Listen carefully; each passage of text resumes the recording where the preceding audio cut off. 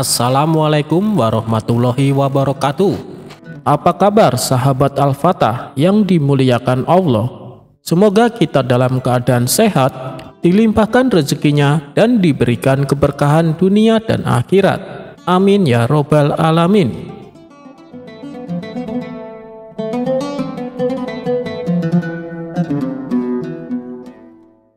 Di suatu pagi yang cerah, Abu Nawas mengawali aktivitasnya dengan minum secangkir teh hangat buatan istri tercinta.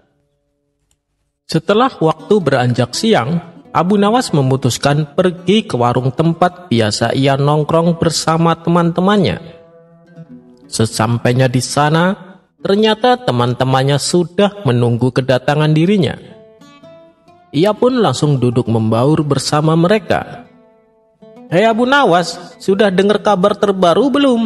kata salah satu temannya. "Kabar apa itu?" tanya Abu Nawas penasaran. "Katanya hakim di kota kita sekarang sudah diganti yang baru," jawabnya. "Loh, memangnya hakim yang lama kenapa?" tanya Abu Nawas kembali. "Hakim yang lama dipecat, katanya karena ketahuan korupsi," balasnya. "Oh, hakim yang baru juga nanti sama seperti itu," timpal Abu Nawas. "Maksudnya gimana Abu Nawas? Hakim yang baru juga suka korupsi?" tanya mereka kembali. "Begini, bukankah hobi pejabat menumpuk harta kekayaan? Bisa jadi hakim yang baru juga gemar mengoleksi emas dan berlian," ujar Abu Nawas.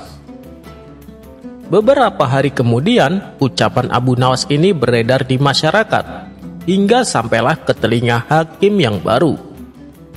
Mendengar itu, sang hakim menjadi geram. Ia ingin memberi pelajaran kepada Abu Nawas.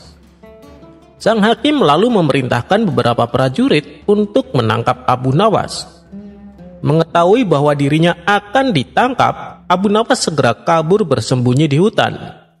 Di sana, ia terus memikirkan bagaimana caranya supaya bisa lepas dari hukuman. Setelah merenung agak lama, muncullah ide cemerlang. "Aku sudah tahu caranya. Lebih baik aku ke rumah Tuan Hakim sekarang juga," pikir Abu Nawas. Dengan wajah ceria, Abu Nawas berangkat menuju rumah Tuan Hakim yang baru. Setibanya di sana, sang hakim kaget dengan kedatangan Abu Nawas, seolah ia menunjukkan sikap kesetiaan dan kepatuhan. "Beberapa hari ini prajuritku mencarimu Abu Nawas, tapi tidak pernah ketemu. Dan tiba-tiba sekarang kamu datang ke rumahku," kata sang hakim terlihat emosi. "Ampun Tuan Hakim, sebenarnya saya juga ingin menghadap Tuan Hakim lebih awal, supaya saya cepat dapat hukuman," balas Abu Nawas. "Bagus, berarti kamu taat kepada hukum. Terus apa yang membuatmu menunda kedatanganmu?" tanya sang hakim. "Saya sangat sibuk Tuan Hakim," jawab Abu Nawas. "Sibuk? Sibuk apa kamu?" tanya Tuan Hakim kembali. "Kemarin secara tidak kebetulan saya menemukan uang 10.000 dinar," balas Abu Nawas. Sang hakim terkejut dengan perkataan Abu Nawas. "Uang 10.000 dinar? Itu bukan uang yang sedikit Abu Nawas. Tapi dari mana kau mendapatkannya?" tanya sang hakim penasaran. "Saya dapat dari bawah tanah rumahku Tuan. Ketika itu saya sedang mencangkul tanah. Secara tidak sengaja saya menemukan emas. Setelah saya coba tawarkan, ternyata emas tersebut harganya senilai 10.000 dinar, jawab Abu Nawas. "Kamu sungguh beruntung Abu Nawas. Lantas apa yang akan kau lakukan dengan uangmu itu?" tanya sang hakim. "Rencananya 200 dinar akan saya belanjakan membeli tanah. Lalu tanah tersebut akan saya bangun menjadi istana yang megah. Mungkin biayanya sekitar 300 dinar. Kemudian saya akan membeli perlengkapan untuk istana saya, seperti kursi mewah, karpet yang mahal, dan jubah kebesaran. Mungkin sekitar 100 dinar. Saya juga akan memberikan istri saya perhiasan emas yang paling bagus dan mewah. Kira-kira sekitar 100 dinar, kata Abu Nawas menjelaskan. Sang hakim berdetak kagum mendengarnya. "Sisanya kan masih banyak Abu Nawas, akan kau apakan sisa uangmu?" tanya sang hakim mulai penasaran. "Saya akan membagikan 100 dinar buat orang-orang miskin di kota ini," jawab Abu Nawas. "Lalu sisanya buat apa lagi? Kan masih banyak Abu Nawas?" tanya sang hakim semakin penasaran. "Oh iya, saya akan memberikan Tuan Hakim 1000 dinar sebagai hadiah atas kebaikan Tuan menata kota ini," ucap Abu Nawas. Mendengar itu, sang hakim langsung terbinar-binar. Raut wajah bahagia terlihat jelas pada diri sang hakim. "Oh iya Tuan, lalu bagaimana dengan hukuman saya? Saya datang ke sini untuk siap dihukum Tuan," tanya Abu Nawas memancing. "Sudahlah, lupakan saja Abu Nawas. Lagian, saya juga sudah tidak marah sama kamu," saut Tuan Hakim. "Benarkah Tuan? Apakah saya tidak salah dengar?" tanya Abu Nawas memastikan. "Benar Abu Nawas, saya sudah memaafkanmu. Kamu bebas dari hukuman," ujar sang hakim. Selanjutnya, sang hakim mengajak Abu Nawas makan siang di rumahnya. Hidangan lezat dan istimewa sengaja ia suguhkan kepada Abu Nawas. Setelah selesai makan, sang hakim bertanya kepada Abu Nawas. "Ngomong-ngomong, emasnya sudah kamu jual belum?" tanya sang hakim. "Belum Tuan Hakim," jawab Abu Nawas. "Oh, ternyata belum. Tapi kamu menyimpan emasnya di tempat yang aman bukan?" tanya sang hakim kembali. "Nah, itu yang jadi masalahnya Tuan. Sewaktu saya kebingungan mencari tempat yang aman, istri saya membangunkanku dari tidur. Saat aku terbangun, aku tak menemukan apapun di tanganku ini. Semua karena kesalahan istri saya, Tuan.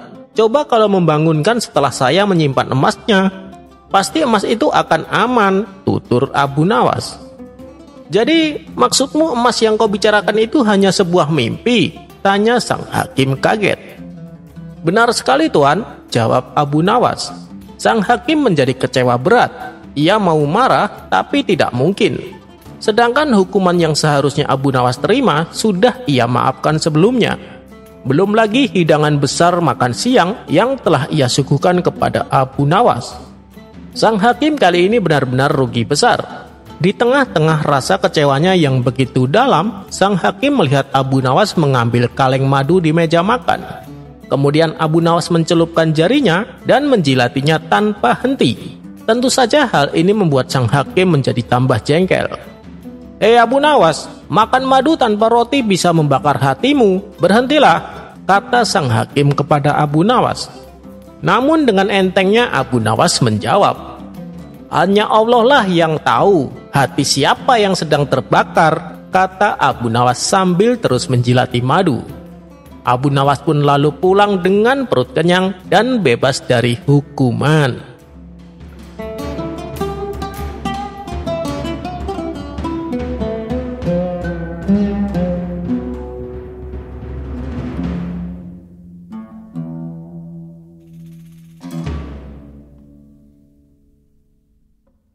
Diceritakan di kampung seberang, ada seorang rohib yang sangat terkenal religius. Masyarakat di sana menganggap sang rohib dapat mengetahui akan hal-hal yang gaib. Rohib itu menjadi panutan warga. Banyak orang yang berdatangan untuk meminta doa kepadanya. Ada juga yang meminta untuk diramal akan masa depannya. Sang rohib menjelaskan bahwa dialah jalan menuju ke surga. Siapa ingin selamat dari siksa api neraka, maka harus menuruti apa yang dikatakan oleh sang rohib. Dengan penjelasan sang rohib, orang-orang ingin menjadi pengikutnya. Selain di kuil, ia juga menyebarkan ajarannya di pasar-pasar yang penuh dengan keramaian. Pada suatu hari, sang rohib melancong ke daerah Abu Nawas. Ia bermaksud untuk menyebarkan ajarannya di daerah Abu Nawas tinggal. Setelah memasuki kota Baghdad, ia berjalan menyusuri kota dengan berpakaian layaknya orang suci. Karena baru pertama kali memasuki kota Baghdad, ia terlihat kebingungan. Ia tak tahu jalan arah menuju ke pasar. beberapa kali ia mondar-mandir tepat di depan rumah Abu Nawas. Abu Nawas yang kebetulan sedang duduk di depan rumahnya terus memperhatikannya, hingga dirinya curiga terhadap rohib tersebut. Gerak-geriknya sangat mencurigakan, tapi sepertinya dia bukan maling. Masa maling berpakaian seperti orang suci? Pikir Abu Nawas dalam hatinya. Karena merasa penasaran, Abu Nawas pun bertanya kepada si rohib. "Wahai Tuan, sepertinya Anda bukan orang sini. Siapakah Anda ini?" tanya Abu Nawas. "Anda benar, saya memang bukan orang sini. Saya adalah seorang rohib," jawab orang tersebut. "Rohib? Apa itu rohib, Tuan?" tanya Abu Nawas kembali. "Rohib itu adalah orang yang membimbing manusia menuju jalan ke surga," kata sang rohib menjelaskan. "Oh, begitu ya. Tapi dari tadi saya perhatikan Anda terlihat sedang kebingungan.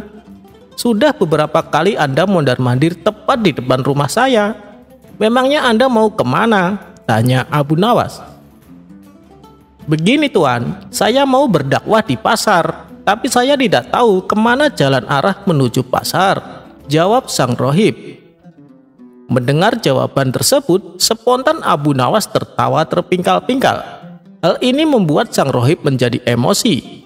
Ia merasa harga dirinya telah direndahkan oleh Abu Nawas. "Kenapa kamu tertawa? Kamu mengejek saya ya?" bentak sang rohib. "Bukan begitu Tuan, Anda jangan salah paham dulu," balas Abu Nawas mencoba menenangkan. "Lalu kenapa kamu menertawai saya?" tanya sang rohib bertambah emosi. "Tuan, saya cuma tidak habis pikir. Anda kan mengaku sebagai rohib, orang yang katanya bisa membimbing manusia menuju jalan surga. Bagaimana Anda bisa membimbing manusia jalan ke surga, sementara jalan menuju pasar saja Anda tidak tahu?" celutuk Abu Nawas sambil tertawa. Wajah sang rohib mendadak berubah pucat karena menahan rasa malu. Ia pun pergi meninggalkan Abu Nawas.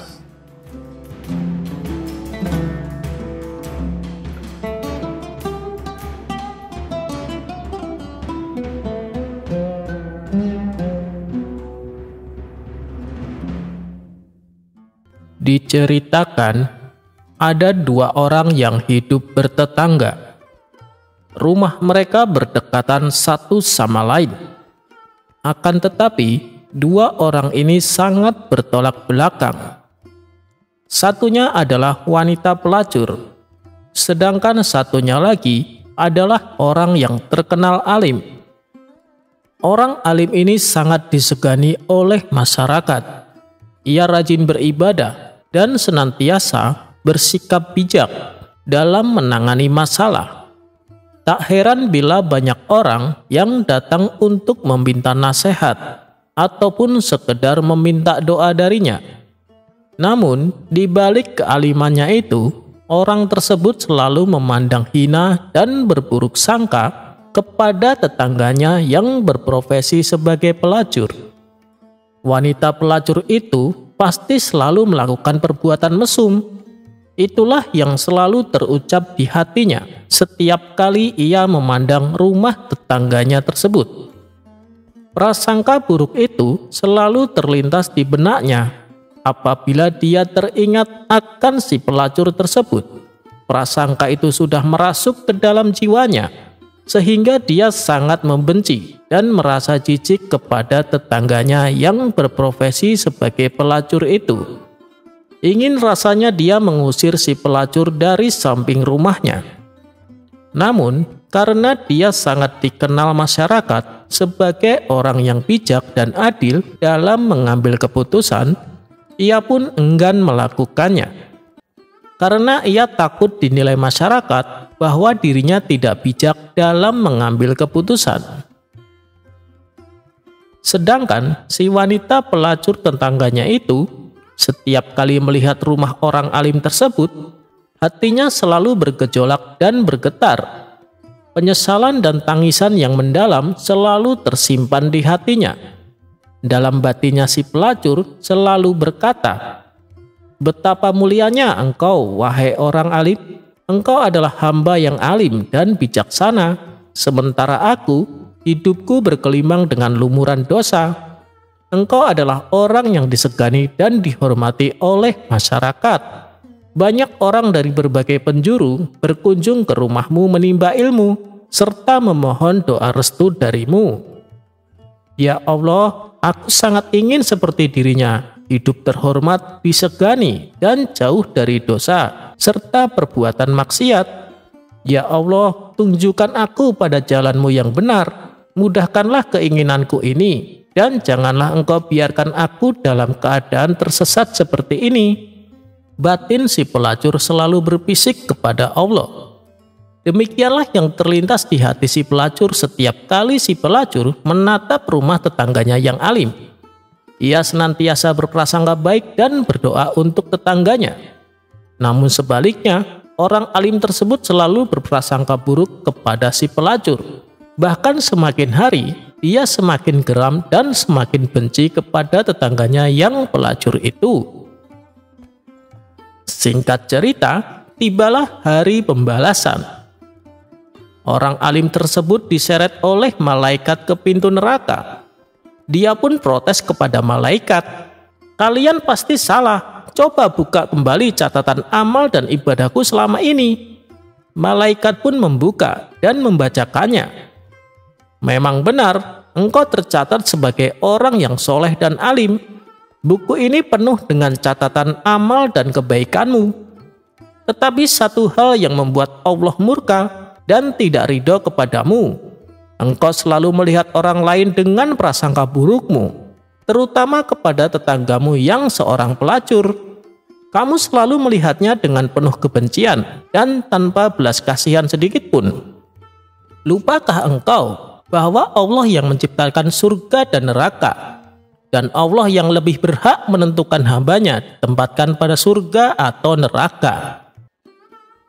Sementara itu, di sisi lain si pelacur yang tetangganya orang alim tadi justru diantarkan malaikat menuju pintu surga.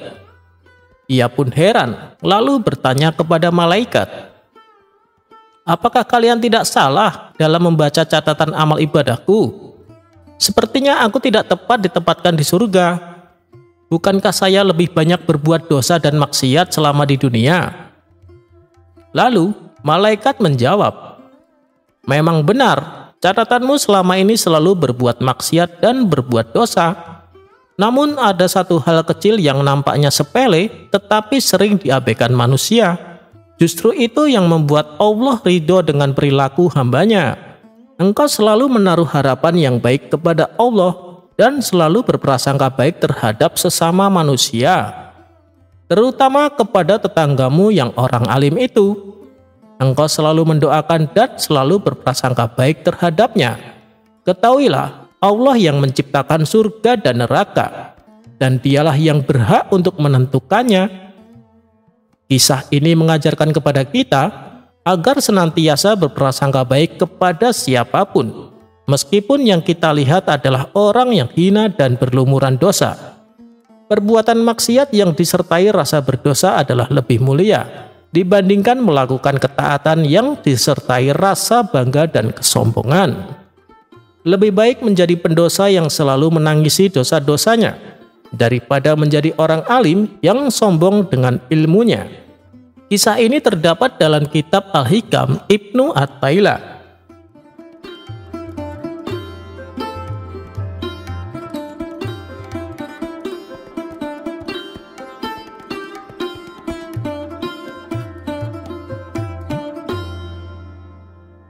Suatu hari, saat Abu Nawas sedang duduk di depan rumah, tiba-tiba datang seorang wanita mengadukan nasibnya kepada Abu Nawas.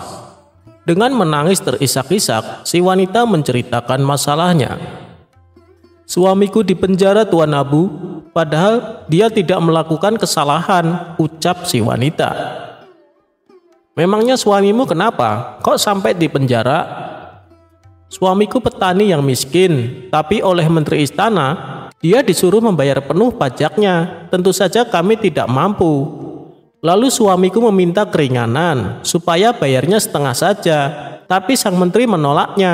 Ia malah menuduh kalau suamiku menentang perintah raja.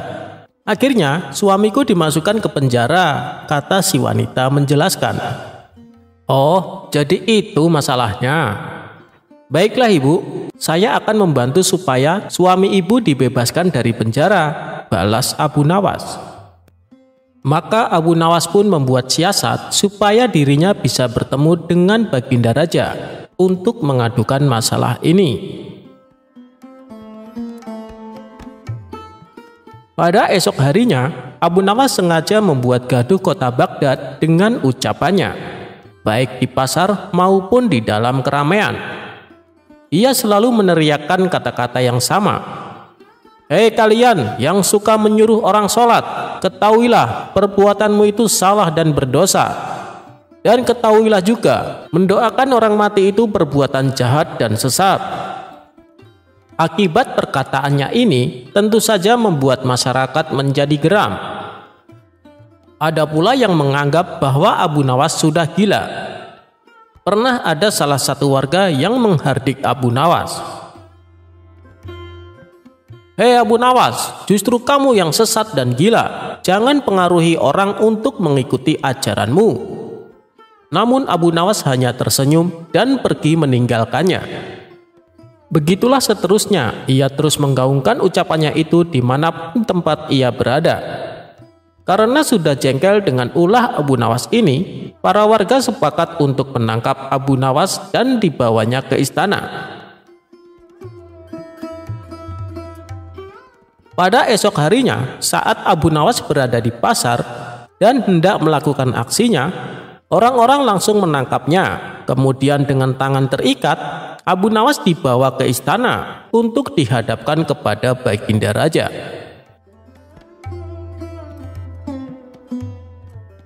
Melihat ramai orang berkumpul, Baginda Raja pun bertanya, "Ada apa ini? Kenapa kalian mengikat tangan Abu Nawas?" tanya Baginda Raja. Mereka pun lalu menceritakan perbuatan Abu Nawas yang telah membuat gaduh masyarakat. Mendengar pengaduan mereka, Baginda Raja pun langsung naik pitam. Hei Abu Nawas, benar kamu berkata demikian? Tanya Baginda Raja emosi. Benar Paduka yang mulia, jawab Abu Nawas seolah tak bersalah. Kurang ajar kamu ya, kamu telah melukai hati umat Islam dan kamu harus dihukum dengan berat, bentak Baginda Raja. Memangnya salah saya apa Paduka? Bukankah perkataanku itu benar? Protes Abu Nawas. Jelas salah dan kamu pantas dihukum mati, balas Baginda Raja. Coba Paduka tunjukkan di mana letak kesalahan perkataan saya, tanya Abu Nawas berkilah. Bukankah kamu mengatakan menyuruh orang salat itu perbuatan dosa, sedangkan sholat itu kewajiban umat muslim? Bahkan ketika kita bekerja pun, ketika waktu sholat tiba, kita harus meninggalkan pekerjaan untuk menunaikan sholat. Dan orang-orang yang mengumandangkan azan, mereka itu mengingatkan kita dan menyuruh kita untuk sholat.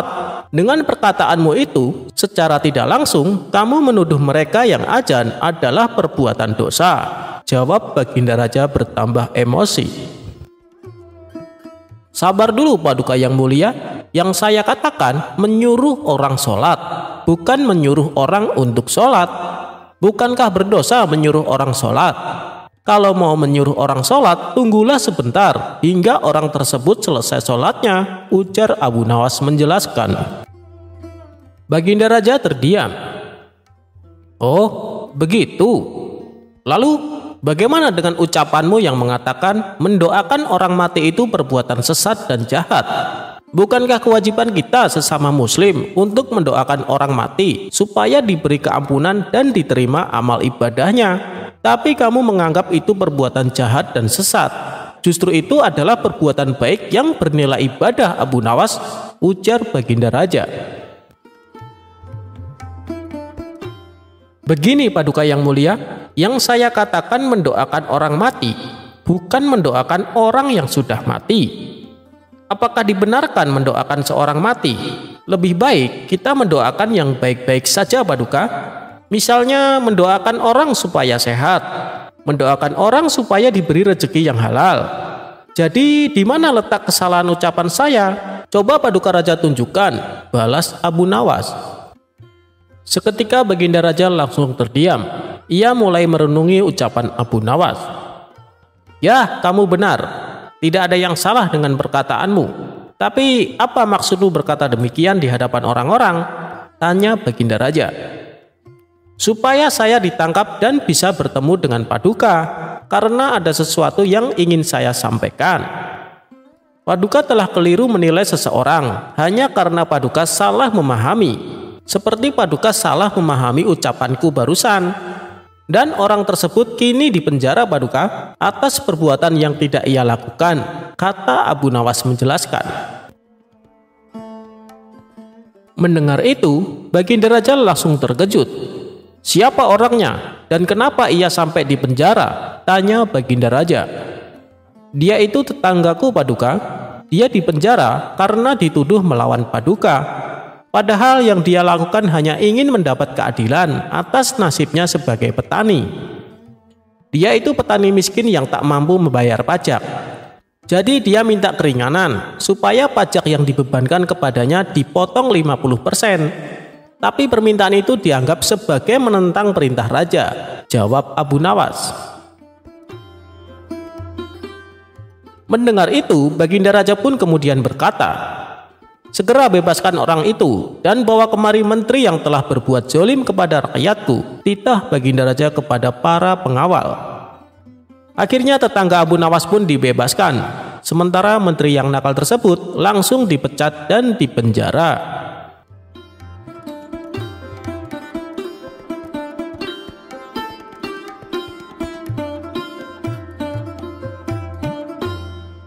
Kecerdikan Abu Nawas, selesaikan persoalan pembagian kambing.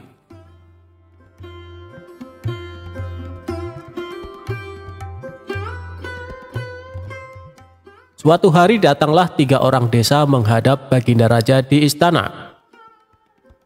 Baginda Raja yang waktu itu sedang duduk berbincang-bincang dengan para pejabat tinggi, langsung saja mempersilahkan ketiga orang itu untuk masuk.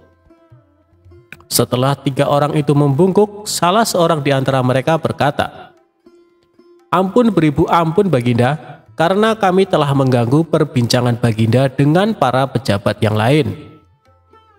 "Tidak, kalian tidak mengganggu. Kami malah senang dengan kedatangan kalian. Memangnya ada apa kalian menghadapku? Adakah persoalan yang ingin kalian sampaikan?" "Begini Baginda, saya Ahmad mempunyai 2 ekor kambing betina. Zulfikar mempunyai 1 ekor kambing jantan, sedangkan Zubair tidak mempunyai kambing. Karena itulah Zubair yang setiap hari harus bekerja mengembalakan kambing. Apabila ketiga kambing itu beranak pinak, maka pembagian keuntungannya juga telah kami sepakati, yakni saya mendapat separuh dari jumlah kambing. Zulfikar memperoleh 1/3 dari jumlah kambing. Sedangkan Zubair yang mengembala dan merawat yang mendapat bagian 1/8-nya, terang Ahmad. "Lantas, apakah kambing itu sekarang telah beranak pinak?" tanya Baginda. "Benar Baginda, ketiga kambing itu sekarang sudah berjumlah menjadi 23 ekor. Karena itu, kami sekarang ingin membaginya sesuai dengan kesepakatan kami dulu. Tapi ternyata kami kesulitan untuk membaginya. Karena itulah kami kesini ingin memohon pertolongan Baginda," terang Ahmad. Membagi 23 ekor kambing sesuai perjanjian tentu tidak mudah. Bayangkan, bila Ahmad memperoleh pembagian separuh dari kambing-kambing itu, maka Ahmad sebenarnya mendapat bagian 11 ekor lebih setengah kambing. Sedangkan Zulfikar memperoleh pembagian 1/3. Seharusnya mendapatkan 7 ekor lebih 2/3 kambing. Sementara Zubair mendapatkan 1/8-nya, yang berarti 2 ekor kambing lebih 7/8 kambing. Baginda Raja tampaknya berpikir keras untuk memecahkan masalah tersebut. Bahkan para pejabat yang hadir di tempat tersebut juga tak sanggup memecahkan masalah tersebut. Karena orang yang hadir di tempat tersebut tak ada yang bisa memecahkan masalah itu, akhirnya Baginda Raja terpikir untuk mengundang Abu Nawas yang cerdik untuk ke istana. Setelah Abu Nawas sampai di istana, ia pun langsung bertanya masalah yang terjadi. Mereka bertiga kemudian menceritakan ulang kronologi kebingungan tersebut. "Wah, itu masalah kecil Baginda. Insya Allah saya akan membantu mencarikan jalan keluarnya," kata Abu Nawas. "Tolong bawakan kambing itu masuk semuanya." Setelah ke-23 ekor kambing tersebut dituntun masuk istana, Abu Nawas lalu menghitung kembali jumlah kambingnya. Sesudah kambing itu dihitung dan benar jumlahnya 23 ekor, Abu Nawas lantas berpikir keras untuk menemukan solusi dari masalah pelik tersebut. Tak lama kemudian, "Izinkan saya meminjam kambing Baginda, seekor saja," kata Abu Nawas. "Nah, sekarang saatnya saya akan membagi kambing tersebut sesuai dengan porsi kalian saat perjanjian," kata Abu Nawas setelah menambahkan kambing milik Baginda Raja. "Ahmad yang berhak memperoleh separuh kambing, maka boleh mengambil 12 ekor. Sedangkan engkau Zulfikar, yang memperoleh bagian sepertiganya, maka boleh mengambil 8 ekor, kata Abu Nawas memerintah. Terakhir Zubair, yang memperoleh bagian 1/8-nya, maka engkau berhak mengambil bagian 3 kambing. Sisa 1, karena saya tadi meminjam 1 ekor kambing milik Baginda Raja, maka ini saya kembalikan lagi kambing tersebut. Masing-masing telah mendapatkan bagiannya. Mereka pun berterima kasih dan kembali ke kediamannya masing-masing." Perkara yang sulit itu akhirnya dapat ditemukan solusinya berkat kecerdasan Abu Nawas. Meskipun dalam hal ini ada yang dirugikan, namun mereka semua senang. Akhirnya Abu Nawas memperoleh hadiah uang emas dari Baginda Raja berkat kecerdikannya. Jika dicermati, ada yang salah atau kurang pas dari pembagian kambing tersebut. Coba seberapa telitikah sobat sekalian sehingga tahu letak kesalahannya.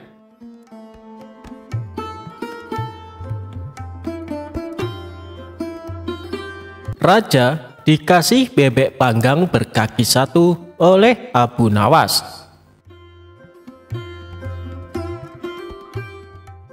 Suatu hari, Baginda Raja dikasih makanan lezat bebek panggang berkaki 1 dari Abu Nawas.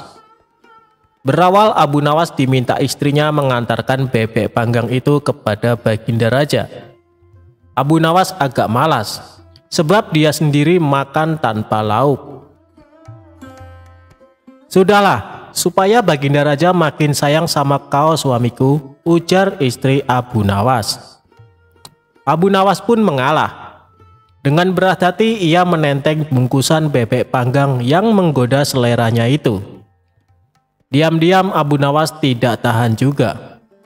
"Ah, biar saja ku ambil pahanya yang satu itu," pikir Abu Nawas sembari mematahkan kaki itik tersebut. Tanpa pikir panjang, Abu Nawas pun memakannya. Akhirnya Abu Nawas sampai juga ke istana dengan membawa bebek panggang berkaki 1 menghadap Baginda Raja.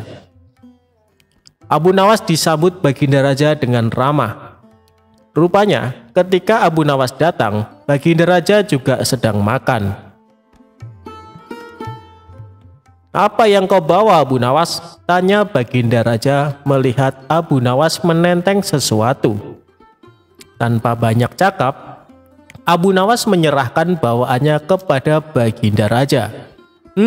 Bebek panggang," gumam Baginda Raja tersenyum cerah. Belum lagi menikmati bebek panggang hadiah dari Abu Nawas, Baginda Raja terdiam beberapa saat mendapatinya hanya berkaki 1. "Mengapa bebek panggang ini hanya berkaki 1 Abu Nawas?" tanya Baginda Raja dengan penasaran. "Memang begitu Baginda, di negeri ini bebek-bebek hanya memiliki 1 kaki. Kalau Baginda Raja tidak percaya, cobalah lihat di kolam," jawab Abu Nawas santai. Mereka berdua pun berjalan menuju kolam. Di sana banyak bebek-bebek berendam sambil mengangkat sebuah kakinya. sehingga tampak hanya berkaki satu. Lihatlah, kata Abu Nawas cengengesan. Di sini bebek hanya berkaki satu. Lanjutnya sembari jarinya menunjuk gerombolan itik di kolam. Tentu saja Baginda Raja tidak mau ditipu. Maka ia pun berteriak keras. Semua bebek kaget menurunkan kaki yang dilipat dan berterbangan. Tapi Abu Nawas juga tidak kehilangan akal. Subhanallah, katanya. Bahkan bebek pun takut pada keinginan Baginda Raja. Barangkali kalau Baginda meneriaki Paduka, Paduka akan ketakutan dan secara refleks menggandakan kaki jadi 4 dan kemudian terbang juga. Mata Baginda Raja melotot ke arah Abu Nawas, sepertinya marah. Tapi yang terjadi justru ledakan tawa Baginda Raja. Yuk kita makan sama-sama bebek panggang berkaki satu itu, ajak Baginda Raja. Abu Nawas pun makan dengan lahap. Alhamdulillah, rezeki memang enggak kemana, ujarnya sembari mengapungkan senyum di bibirnya.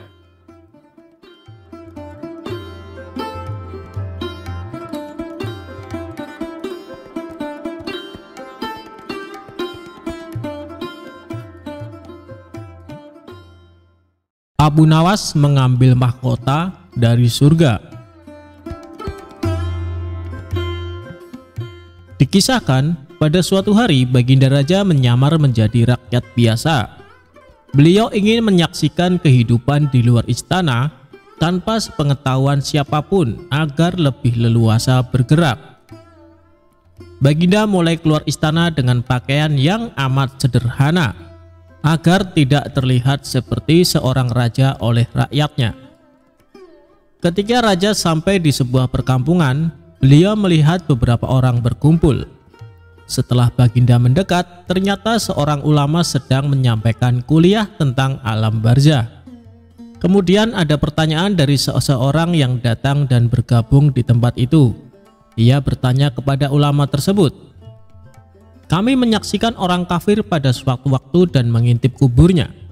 Tetapi kami tidak mendengar mereka berteriak dan tidak pula melihat penyiksaan-penyiksaan yang katanya sedang dialaminya.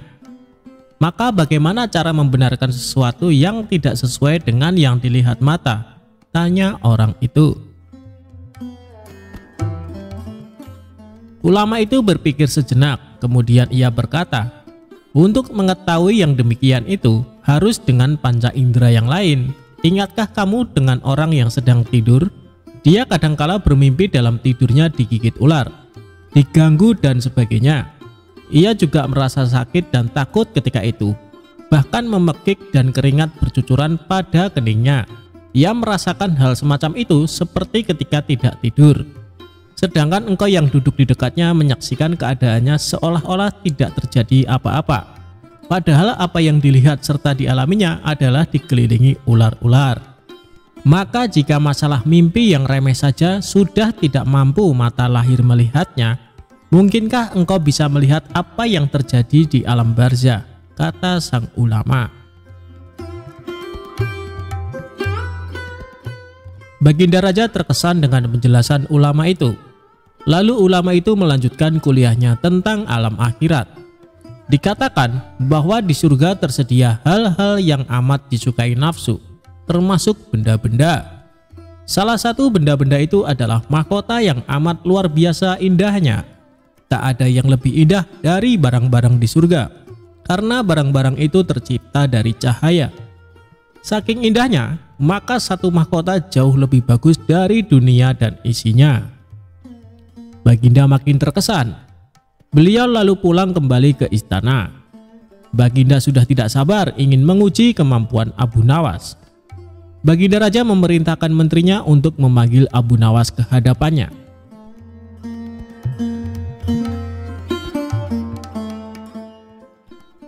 Singkat cerita, Abu Nawas pun menghadap Baginda Raja. "Aku menginginkan engkau sekarang juga berangkat ke surga. Kemudian bawakan aku sebuah mahkota surga yang katanya tercipta dari cahaya itu. Apakah engkau sanggup, Abu Nawas?" tanya Baginda Raja. "Sanggup, Paduka yang mulia," kata Abu Nawas langsung menyanggupi apa yang mustahil dilaksanakan olehnya itu. Tetapi Baginda harus menyanggupi pula satu syarat yang akan hamba ajukan, kata Abu Nawas dengan percaya diri. Sebutkan syarat itu, kata Baginda Raja. Hamba mohon Baginda menyediakan pintunya agar hamba bisa memasukinya, kata Abu Nawas. Pintu apa? Tanya Baginda belum mengerti. Pintu alam akhirat, jawab Abu Nawas. Apa itu? Tanya Baginda ingin tahu. Kiamat, wahai paduka yang mulia. Masing-masing alam mempunyai pintu. Pintu alam dunia adalah liang peranakan ibu. Pintu alam barzah adalah kematian. Dan pintu alam akhirat adalah kiamat. Jelas Abu Nawas kepada Baginda Raja. Surga berada di alam akhirat. Bila Baginda masih tetap menghendaki hamba mengambil sebuah mahkota di surga, maka dunia harus kiamat terlebih dahulu. Lanjut Abu Nawas. Mendengar penjelasan Abu Nawas, Baginda Raja terdiam.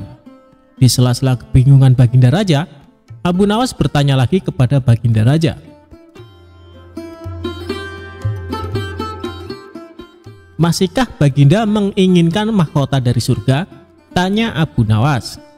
Baginda Raja tidak menjawab. Beliau diam 1000 bahasa.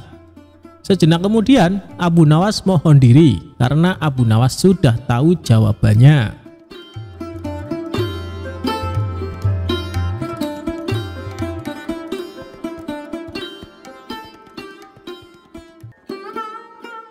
Dikisahkan Abu Nawas mempunyai tetangga baru, di mana tetangganya itu di halaman rumahnya terdapat pohon apel. Namun, yang membuat Abu Nawas kaget, ternyata tetangganya adalah penganut aliran lain, yaitu sebagai pemuja pohon. Setiap pagi dan sore, tetangganya tersebut memberikan sesajen makanan kepada pohon apel yang ada di halaman rumahnya. Suatu hari, saat Abu Nawas pulang dari masjid, ia merasakan keinginan untuk memakan buah apel. Tapi sayangnya, ia tidak punya uang untuk membelinya. Sedangkan kalau ia minta kepada tetangganya itu suatu hal yang mustahil, karena pohon apel tersebut dijadikan sesembahan oleh tetangganya. Dan saat ia melintas di depan rumah tetangganya tersebut, kebetulan tetangganya itu sedang memberikan sesajen makanan. Abu Nawas yang terkenal dengan sifat konyolnya segera menghampiri tetangganya tersebut. Wahai kawan, pohonmu ini benar-benar tampak sangat lemas. Aku yakin pohon ini pasti sangat lapar, ujar Abu Nawas sambil memandangi pohon apel. Mendengar ucapan Abu Nawas, tetangganya kebingungan dan heran. Hei Abu Nawas, bagaimana mungkin pohon bisa merasakan lapar? Dari mana kau tahu? Tanya tetangganya. Tentu saja aku tahu. Bukankah selama ini sesajen yang kau berikan tidak pernah ia makan? Dan lihatlah, ada buah apel yang seharusnya dipetik namun tetap tergantung di sana. Pohon ini pasti merasakan kelaparan karena tidak ada yang memetik buah itu, ujar Abu Nawas. Tetangganya tersebut tertegun dengan jawaban Abu Nawas. Ia pun segera memetik buah apel yang sudah matang, lalu memberikannya kepada Abu Nawas. Setelah mendapatkan buah apel, Abu Nawas langsung membawanya pulang sambil tertawa terpingkal-pingkal.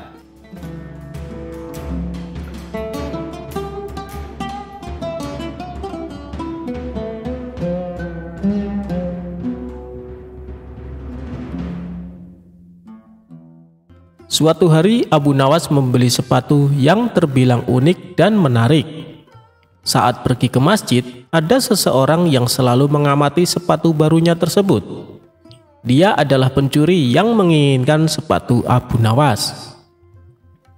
Si pencuri diam-diam mengikuti Abu Nawas dari belakang. Mengetahui sepatunya jadi incaran, Abu Nawas pun langsung waspada. Sesampainya di masjid, Abu Nawas terpaksa memakai sepatu barunya itu ke dalam masjid. Melihat hal itu, sang pencuri menjadi kesal. Waduh, aku tidak bisa mencuri sepatunya, gumam pencuri itu. Setelah selesai, Abu Nawas bergegas pulang. Baru beberapa langkah keluar masjid, pencuri itu memanggilnya. "Hei Abu Nawas, sholatmu tidak sah karena memakai sepatu," kata pencuri itu. "Lebih baik kau ulangi sholatmu dan lepaskan sepatumu," sambung pencuri tadi. "Biarkan saja, kalaupun aku tidak memperoleh pahala sholatku, setidaknya aku masih memperoleh sepatu baruku," jawab Abu Nawas. Mendengar hal itu, si pencuri merasa terkejut. Ternyata Abu Nawas sudah mengetahui niatnya. Pencuri itu pun cepat-cepat meninggalkan Abu Nawas.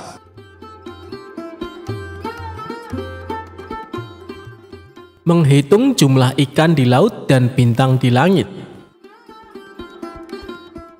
Bermula dari Baginda Raja kerap memberikan ujian serta pertanyaan kepada Abu Nawas. Sosok humoris itu seringkali menjadi labuhan akhir ketika pertanyaan-pertanyaan Baginda Raja tidak bisa dijawab orang-orang istana. Ketika itu Baginda Raja melontarkan pertanyaan terkait jumlah bintang di langit dan ikan di lautan kepada Abu Nawas. "Hei Abu Nawas, manakah yang lebih banyak jumlahnya? Bintang-bintang di langit ataukah ikan-ikan di lautan?" "Ikan-ikan di laut," jawab Abu Nawas dengan tangkas. "Bagaimana kau bisa langsung memutuskan begitu? Apakah engkau pernah menghitung jumlahnya?" tanya Baginda Raja. Abu Nawas menerangkan, "Paduka yang mulia, ikan-ikan di laut setiap hari ditangkapi dalam jumlah besar oleh warga dunia, tetapi jumlah mereka tetap banyak, seolah-olah tidak pernah berkurang." "Lalu dengan bintang-bintang di langit?" tanya Baginda Raja penasaran. "Jumlah mereka juga banyak, tapi bintang-bintang di langit tidak pernah ditangkapi dan tidak pernah diambili. Makanya jumlah mereka tidak pernah berkurang," pungkas Abu Nawas dengan yakin.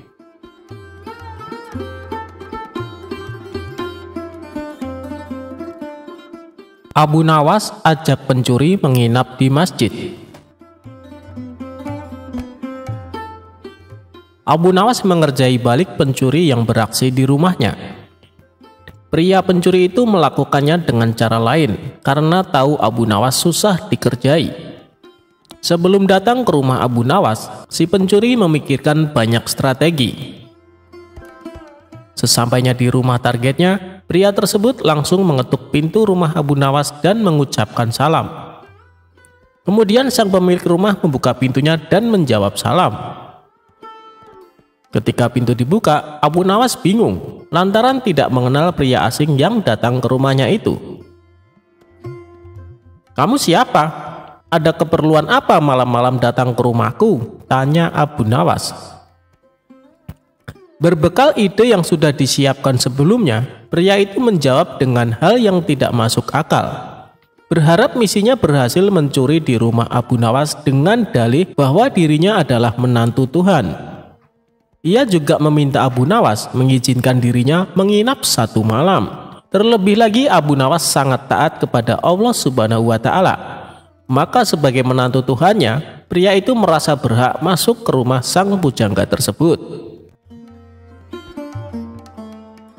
"Lalu apa hubungannya kamu menginap di rumahku dan diriku takut dengan Allah?" ujar Abu Nawas. "Wahai Abu Nawas, ketahuilah bahwa yang sedang berdiri di depanmu adalah menantu yang selalu kau muliakan selama ini. Aku adalah menantu Tuhanmu," ucap pria tersebut. "Oh, kamu menantunya Tuhan, menantu Allah Ta'ala?" tanya Abu Nawas yang mulai curiga. "Ya Abu Nawas," jawab pria tersebut. Kemudian Abu Nawas mengajak pria itu masuk ke suatu tempat. Di dalam hati pria tersebut mengatakan misinya berhasil mengelabui Abu Nawas. Ternyata Abu Nawas mengajaknya ke masjid dan mempersilahkan pria itu tidur di dalamnya. Pencuri tersebut kaget dan bertanya, mengapa ia diajak ke tempat ini? "Tadi kan kau bilang menantu Allah Subhanahu wa Ta'ala dan masjid adalah rumah Allah, jadi silahkan menginap di rumah mertuamu," tukasnya.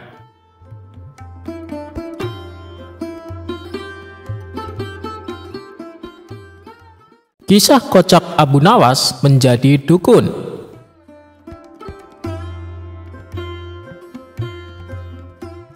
Abu Nawas atau dikenal sebagai Abu Ali Al-Hasan bin Hani Al-Hakami. Abu Nawas adalah seorang bujangga Arab. Dia dilahirkan di kota Ahvaz di negeri Persia, dengan darah Arab dan Persia mengalir di tubuhnya. Abu Nawas adalah sosok ulama besar dan karismatik serta sangat terkenal akan kecerdasannya.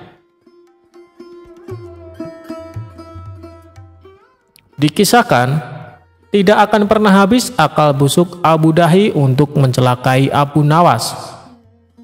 Entah apa yang diinginkan oleh Abu Dahi dengan memfitnah Abu Nawas kali ini. Siang itu Abu Dahi menghadap raja dan mengatakan bahwa Abu Nawas menjadi dukun dadakan. Tentu saja raja sangat heran dengan cerita Abu Dahi. Bahkan sepulang dari menghadap raja, Abu Dahi terus menceritakan perihal Abu Nawas kepada semua orang yang dijumpainya. Abu Nawas kini menjadi dukun yang perbuatannya ke arah tidak mempercayai Tuhan, kata Abu Dahi meyakinkan orang. Dalam waktu singkat, rakyat akan membencinya, kata Abu Dahi dalam hati. Fitnah yang dilontarkan Abu Dahi disambut dengan gembira oleh orang-orang yang tidak menyukai Abu Nawas. Maka dengan geram mereka mendatangi Abu Nawas. Semula Abu Nawas terkejut. Setelah mendengar dirinya kini terkenal sebagai dukun, ia langsung mencari akal. "Jadi apa yang kalian minta dariku?" tanya Abu Nawas pada mereka. Bermacam-macam permintaan diutarakan orang. Ada yang minta kesaktian, kekebalan, menjadi gagah, menjadi kaya raya, dan sebagainya. Tuan Abu Nawas telah memberi beberapa jimat kepada orang lain. Mengapa kepada kami tidak? Desak mereka. Menurut arwah nenek moyang yang masuk ke dalam tubuhku, hanya malam hari jimat-jimat itu boleh kuberikan. Datanglah tengah malam, akan kuberikan jimat-jimat itu pada kalian, kata Abu Nawas meyakinkan mereka. Orang-orang itu gembira menerima janji Abu Nawas. Tepat tengah malam, orang-orang itu sudah berbondong-bondong datang. Abu Nawas duduk bersila di ruang tamu. Satu persatu orang maju menghadap Abu Nawas yang berlagak dukun. Lalu ia menyerahkan batu kerikil hitam. Sebelumnya, Abu Nawas mengatakan kepada mereka bahwa batu kali itu batu pemberian arwah nenek moyangnya untuk jimat. Siapa yang mau kaya, cantik, gagah, banyak rezeki, kebal senjata tajam, dan sakti mandraguna, maka cukup simpan baik-baik batu hitam yang nanti kubagikan, jelas Abu Nawas lantang. Dengan gaya yang sok dukun beneran, Abu Nawas benar-benar membuat banyak orang yang datang ke rumahnya percaya. Nah, hadirin, tidak lama lagi akan muncul seseorang yang mengaku dukun pintar selain hamba. Itulah saat yang tepat bagi tuan-tuan untuk memanfaatkan batu jimat pemberian hamba ini, kata Abu Nawas lagi. Memanfaatkannya bagaimana Pak Dukun Abu? Tanya mereka penasaran. Datangi dia dan lemparkan batu itu kepadanya, lalu katakan apa keinginan kalian. Begini caranya, yang berniat ingin kaya, lemparkan pada dukun itu dan katakan aku ingin kaya raya. Nah, gampang kan? Setelah melempar batu itu, kalian akan menjadi kaya raya, jelas Abu Nawas sambil tersenyum. Bergembiralah orang-orang itu, kerikil hitam di tangan lalu digenggam erat-erat. Sebelum pergi, beberapa orang sempat menyodorkan amplop berisi uang sebagai ucapan terima kasih kepada Abu Nawas. Tentu saja Abu Nawas menolaknya. Setelah orang-orang itu pulang, Abu Nawas terus saja berpikir siapa yang memfitnah dirinya menjadi dukun. Ia mondar-mandir mencari akal untuk menjebak orang yang telah memfitnahnya. Akan kuberi pelajaran, barang siapa yang menggali lubang, dia sendiri yang akan terperosok ke dalamnya, kata Abu Nawas dalam hati. Dari hari ke hari, Abu Nawas makin terkenal menjadi dukun. Ia selalu dikunjungi banyak orang. Orang-orang yang datang selalu memberi uang padanya. Tentu saja Abu Nawas menolak sambil mengatakan bahwa ia selalu mendapat uang sekeranjang setiap harinya. Hamba sekarang kaya raya melebihi raja. Bayangkan, sekeranjang uang emas hamba dapatkan dari pekerjaan hanya menjadi dukun, kata Abu Nawas kepada setiap orang yang dijumpainya. Perihal Abu Nawas mendapat sekeranjang emas setiap harinya sampai juga ke telinga Abu Dahi. Hatinya makin panas. Kurang ajar, maksudku menfitnah Abu Nawas agar dijauhi rakyat dan baginda raja. Kok malah menjadi kaya, geram Abu Dahi dalam hati. Lalu timbullah pikiran liciknya. Aku juga bisa melakukannya, kekayaan akan kuambil alih, katanya pula. Kemudian, ia memerintahkan orang-orangnya untuk keluar masuk kampung, guna menyampaikan kabar bahwa Abu Dahi menjadi dukun hebat. Mendengar kabar itu, orang-orang yang menyimpan batu jimat pemberian Abu Nawas langsung bersiap-siap. Ketika Abu Dahi muncul di halaman rumahnya dengan pakaian ala dukun, datanglah mereka secara berbondong-bondong. Abu Dahi tampak gembira dan menyambut mereka dengan senyum berkepanjangan. Namun betapa terkejutnya lelaki jahat itu ketika secara bersamaan orang-orang yang datang tersebut mengeluarkan batu-batu hitam dan melemparkannya ke arah Abu Dahi, disertai dengan permintaan, "Aku ingin kaya, aku ingin kebal, saya ingin gagah dan tampan," teriak mereka. Ya, sahut Abu Dahi sambil mengelak dari lemparan batu. Ia langsung mengambil langkah 1000 dan masuk ke dalam rumah. Tapi orang-orang itu terus saja melempari rumah Abu Dahi sambil berteriak-teriak. Setelah puas, orang-orang itu pulang ke rumah masing-masing dengan wajah berbinar. Tinggallah Abu Dahi yang tidak habis pikir. Mengapa orang-orang itu melemparinya? Abu Nawas yang melihat kejadian itu hanya tersenyum kecut. Ia bukan senang melihat menteri Abu Dahi dilempari batu, tapi ia hanya ingin menyadarkan sifat buruk si Abu Dahi itu.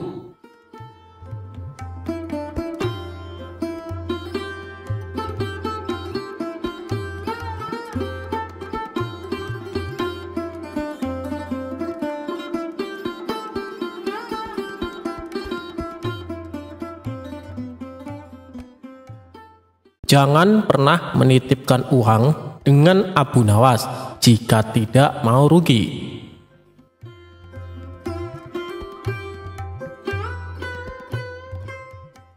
Dikisahkan, ada seorang tuan tanah tetangga Abu Nawas yang kaya raya.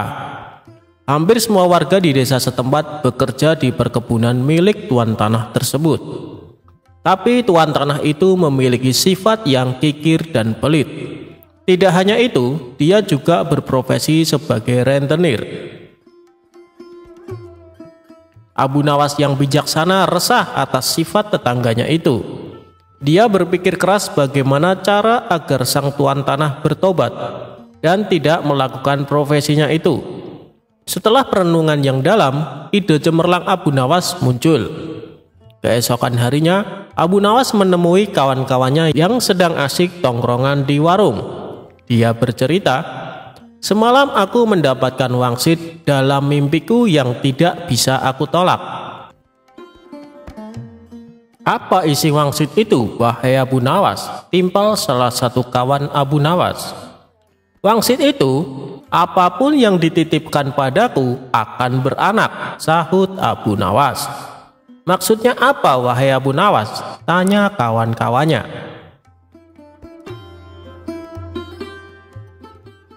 "Ketika kalian menitipkan benda seperti ayam kepadaku, maka dalam beberapa hari akan beranak dan bertambah. Begitupun ketika kalian menitipkan uang atau aku meminjam uang kepada kalian. Beberapa hari kemudian uang itu akan beranak dan bertambah," kata Abu Nawas. Sebagian kawan percaya, sebagian kawan lainnya tidak percaya. Mereka berpikir ini akal bulus Abu Nawas agar bisa meminjam uang.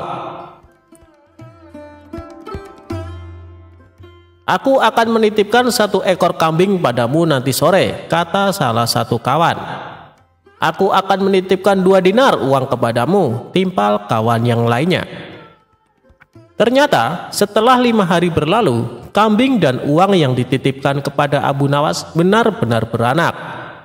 Dari kambing 1 ekor dikembalikan menjadi 5 ekor. Begitupun uang yang dititipkan. Dari 2 dinar dikembalikan menjadi 5 dinar. Berita kehebatan Abu Nawas ini tersebar luas ke penduduk desa. Berita itu sampai pada telinga tuan tanah yang pelit dan berprofesi sebagai rentenir. Suatu hari, tuan tanah bersama para pengawalnya mendatangi rumah Abu Nawas. Dia menanyakan, "Wahai Abu Nawas, adakah keperluan yang kamu butuhkan kepadaku? Katakan saja, nanti aku bantu, jangan sungkan-sungkan." "Maaf tuan tanah, sepertinya saat ini saya tidak sedang membutuhkan apa-apa," kata Abu Nawas. "Baiklah, nanti kalau kamu perlu apa-apa, datanglah kepadaku, jangan sungkan-sungkan," timpal tuan tanah dengan senyum yang ramah. Kemudian berlalu meninggalkan Abu Nawas.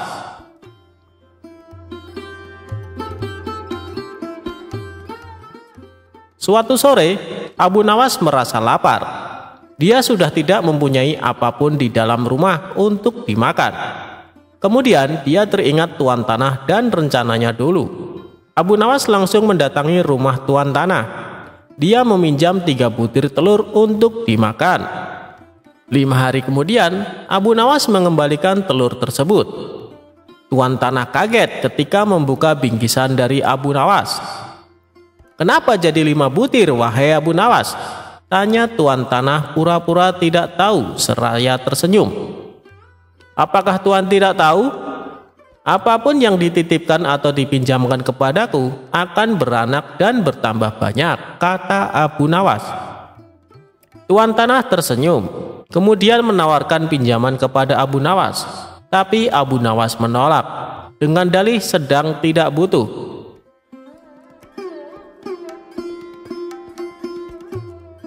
Beberapa hari kemudian, Abu Nawas kembali ke rumah tuan tanah. Abu Nawas hendak meminjam uang 1000 dinar. Jumlah itu terbilang sangat banyak. Dengan uang itu, tuan tanah bisa menggaji semua karyawan-karyawannya.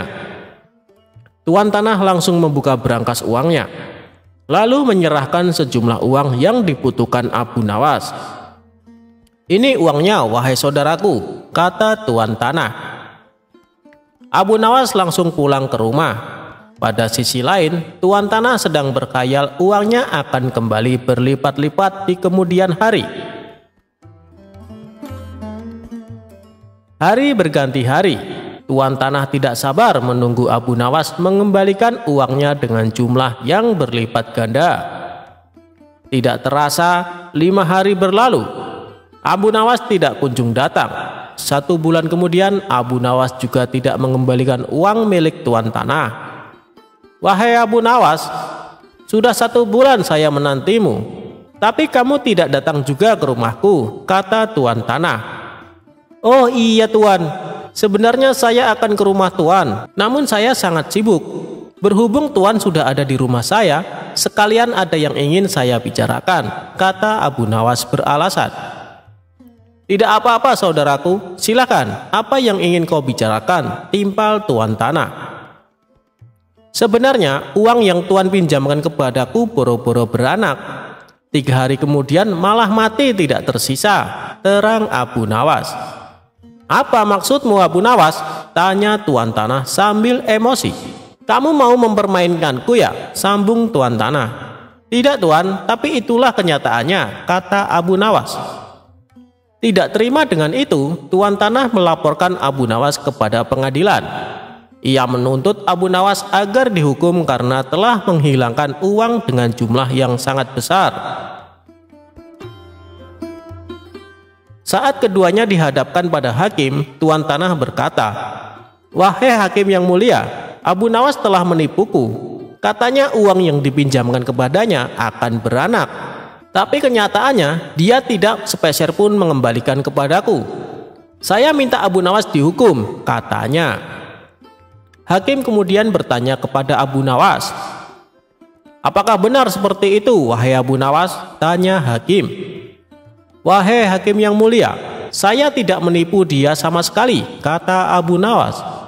"Lalu kenapa kamu tidak mengembalikan uangnya?" tanya Hakim. "Dari awal sudah aku katakan kepadanya, wahai Hakim, apapun yang dititipkan kepadaku akan beranak.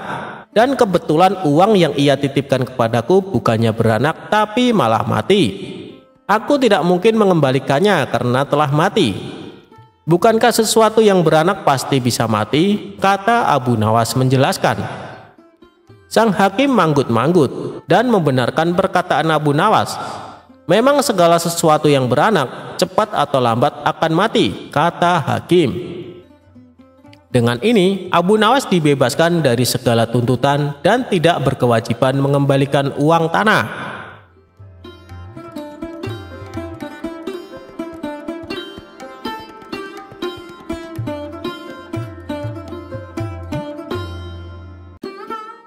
Pesan Abu Nawas jika harta di dunia hanya titipan. Suatu hari, seperti sebelumnya, Abu Nawas dipanggil oleh Baginda Raja di istana kerajaan. Dan terjadilah percakapan yang cukup panjang antara keduanya.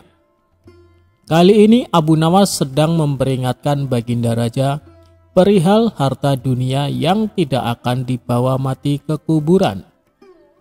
Abu Nawas sendiri sudah mengetahui jika Baginda Raja ingin menjadikannya sebagai saudara dengan memberikan banyak hadiah serta fasilitas kepada Abu Nawas.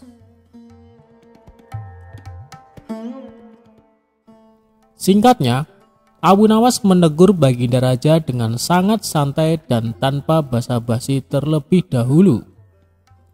"Wahai Baginda Raja, bagaimana nanti jika Allah Subhanahu wa Ta'ala menghadapkan Anda di hadapannya, lalu meminta pertanggungjawaban Anda tentang lalat hitam, burung kenari, dan kulit ari?" kata Abu Nawas kepada Baginda Raja. Begitu mendengar penuturan Abu Nawas yang tiba-tiba berbicara seperti itu, membuat Baginda Raja sedih, sehingga ia sampai menangis terseduh-seduh. Melihat rajanya bersedih, salah seorang dari kepala pengawal segera bertindak dengan menegur dan memarahi Abu Nawas. "Wahai Abu Nawas, engkau diamlah, engkau telah menyakiti hati sang raja," bentak kepala pengawal kerajaan itu kepada Abu Nawas. "Biarkan dia," kata Baginda Raja. "Sebenarnya yang merusak dan menyakiti itu Anda," kata Abu Nawas dengan berani. "Begini Abu Nawas, saya ingin mengikat tali persaudaraan denganmu dengan memberi hadiah-hadiah dan juga fasilitas," kata Baginda Raja. "Kembalikan saja semua harta ke tempat semula yang hendak Paduka berikan kepada hamba," jawab Abu Nawas. "Lalu bagaimana dengan kebutuhanmu?" tanya Baginda Raja. "Aku ingin Anda tidak melihatku dan aku pun tidak melihat Paduka. Ketahuilah, wahai Amirul Mukminin, Aiman bin Nail dari Qudamah bin Abdullah Al-Kalabi pernah berkata, aku telah melihat Rasulullah Shallallahu Alaihi Wasallam melempar jumroh Aqobah di atas untanya yang kemerah-merahan tanpa ada pukulan dan tidak pula dengan pengusiran," jawab Abu Nawas. Setelah berkata demikian, Abu Nawas segera meninggalkan istana sambil bernyanyi. Berikut nyanyian Abu Nawas. "Persiapanmu telah memenuhi bumi sepenuhnya. Hambamu mendekat dan sekarang apa? Bukankah engkau akan mati dalam kuburan? Pewarismu mengelilingi, hartamu tak dapat engkau gunakan lagi." Cerita tersebut memberi pesan jika dunia ini hanya tempat persinggahan yang sementara. Hidup dengan memiliki harta yang banyak tidak dilarang dalam agama Islam. Namun mencintai harta dan melupakan Allah Subhanahu wa Ta'ala adalah perbuatan yang sangat hina dalam agama Islam.